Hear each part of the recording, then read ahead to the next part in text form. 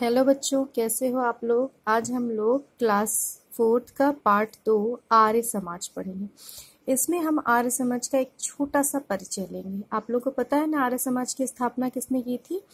महर्षि दयानंद सरस्वती जी ने की थी। और आपको पता है उनके गुरु जी कौन थे? उनके गुरु जी थे विरजानंद, जिससे उन्होंने ज्ञान प्राप्त किया था। और भारत में, इवन पूरे विश्व में उस समय जितनी भी पाखंड और अंधविश्वास फैले थे, बहुत सी कुरीतियां फैली थी, उसके अगेंस्ट उन्होंने फाइट की थी। और उन सब से लड़ने के लिए उन्होंने चारों वेदों को बहुत डीप में पढ़ा था। और उन्होंने एक बुक भी लिखी थी जिसका नाम है सत्यार्थ प्रकाश, जिसमें उन्होंने बहुत सी बातें लिखी थी और हर बात का एक तर्क दिया था। मीन्स लॉजिकल स्टडी उन्होंने की थी। और फिर उन्होंने आर्य समाज की स्थापना भी की थी। ओके, तो चलिए आज हम लोग थोड़ी सी इसकी स्टडी, थोड़ा सा इंट्रोडक्शन लेते हैं। देखो, आर्य समाज ईश्वर में विश्वास रखने वालों की संस्था है। ये एक ऐसा ऑर्गेनाइजेशन है जो कि किस में विश्वास रखता है? भगवान में विश्वास रखता है। इसकी स्थापना हमने पहला चैप्टर भी पढ़ा है ना, सुखी बने संसार सब दुखिया रहे न कोई। तो किसकी कृपा से होगा? भगवान की कृपा से। इसकी स्थापना सन 1875 1875 में महर्षि दयानंद ने बम्बई नगर में की थी। याद रखना है आप लोगों को, कहाँ पर की थी? बम्बई नगर में की थी। कब की थी? सन 1875 में।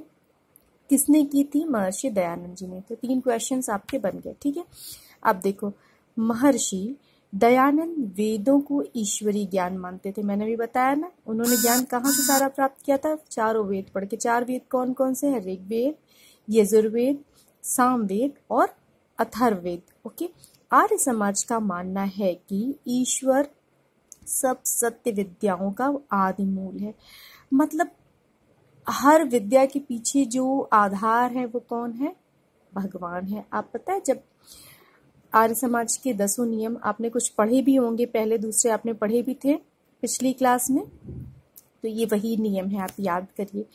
वह सच्चिदानंद स्वरूप, मतलब भगवान आनंद का स्वरूप है, वही सर्वशक्तिमान है। सबसे ज्यादा सर्वशक्तिमान कौन है? भगवान है।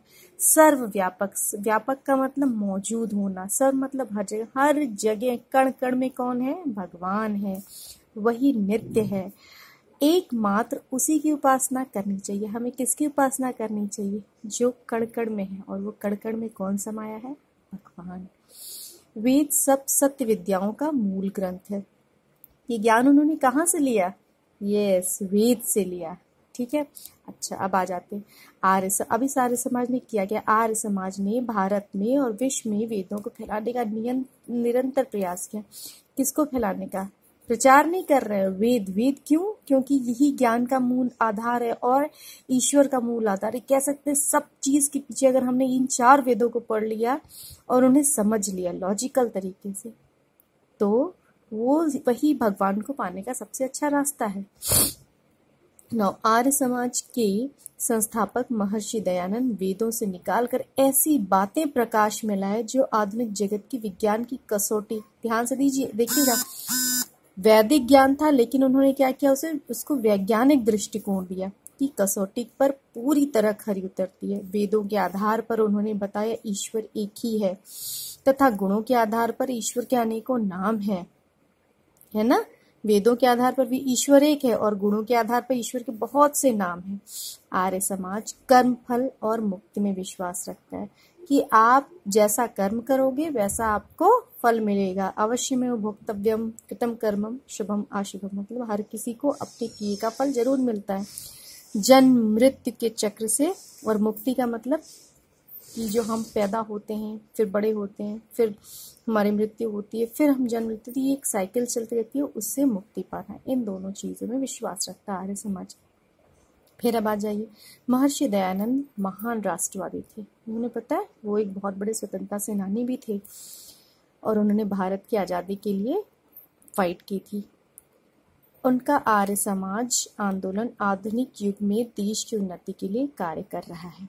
आज हमारा ये जो स्कूल है वो भी आर्य समाज के नियमों पर आधारित है और ये किसके लिए काम कर रहा है? राष्ट्र की उन्नति के लिए कार्य कर रहे हैं।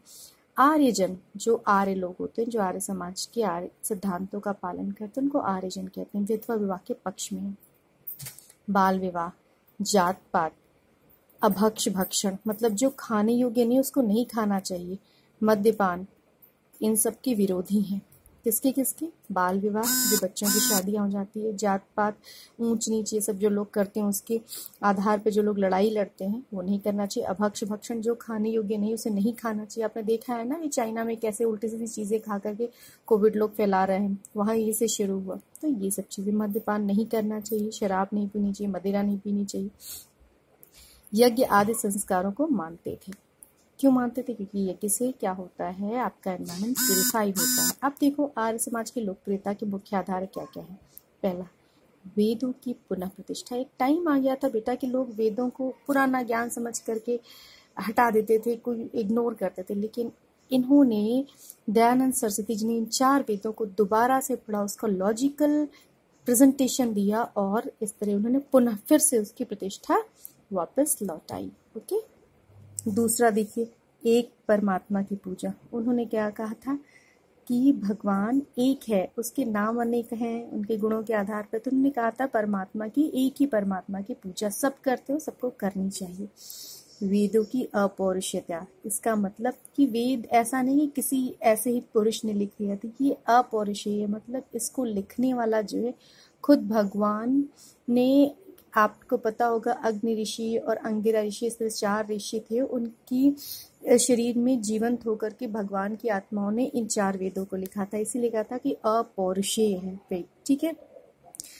जन्मना जात पात का खंडन, जो जन्म से कहते हैं अच्छा ये नीच जात का या ऊंच जाति का, और इसके आधार पर जो सब लड़ते झगड़ते रहते हैं, भेदभाव फैलाते हैं, उसका इन्होंने खंडन किया था। दलित उद्धार, जो लोगों को लोग दलित कहते हैं और उन्हें छुआछूत की भावना से दूर रखते हैं, उन्होंने उनका उद्धार किया था। यह मानना कि भारत भारतीयों का है, ये बहुत इंपॉर्टेंट।